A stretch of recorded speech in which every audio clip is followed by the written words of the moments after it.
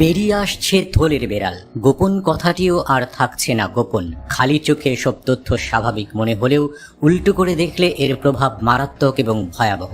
সম্প্রতি ভারত পাকিস্তান এক দফা যুদ্ধ হয়ে গেছে, তবে তার চেয়েও ভয়ঙ্কর একটি সত্য এলো প্রকাশ্যে। আসলে ভারত পাকিস্তানে হামলা করেনি, ভারতের ছদ্মবেশে পাকিস্তানে মূলত হামলা করেছিল ইসরায়েল। প্রথমে শুনে আপনি চমকে যেতে পারেন, তবে এবার আসুন একে একে দুই মিলায়।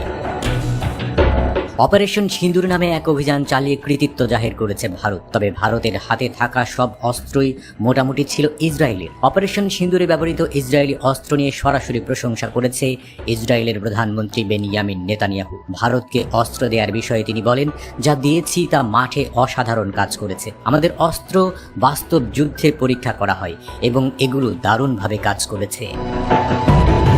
ভারতীয় সেনারা এই অভিযানে ইসরায়েলের তৈরি বারাক ৮ ক্ষেপণাস্ত্র এবং হারপি ড্রোন ব্যবহার করেছে। প্রায় ১০০ ঘন্টা ধরে পাকিস্তানের একের পর এক ক্ষেপণাস্ত্র হামলা প্রতিহত করার দাবি করেছে ভারত।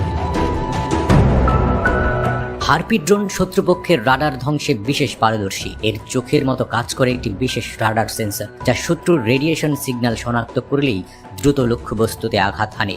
এই ড্রোন দিনের আলো বা রাত দুই সময়েই কাজ করতে পারে আর আকাশে টানা ৯ ঘন্টা টহল দিতে সক্ষম।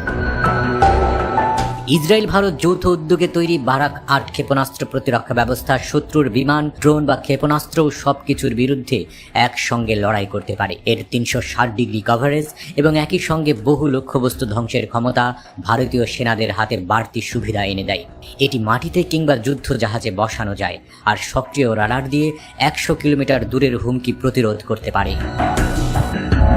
তবে এর নেপথ্যে নিশ্চয়ই আছে আরেক ভয়ঙ্কর চক্র। হয়তো ভারতের কাঁধে ভর করে পাকিস্তানকে ধ্বংস করার মিশনে নেমেছে ইসরায়েল। অপারেশন সিঁদুরে যদি সরাসরি ইসরায়েলি পাইলটরাও অংশ নিয়ে থাকে, তাতেও অবাক হওয়ার কিছু নেই।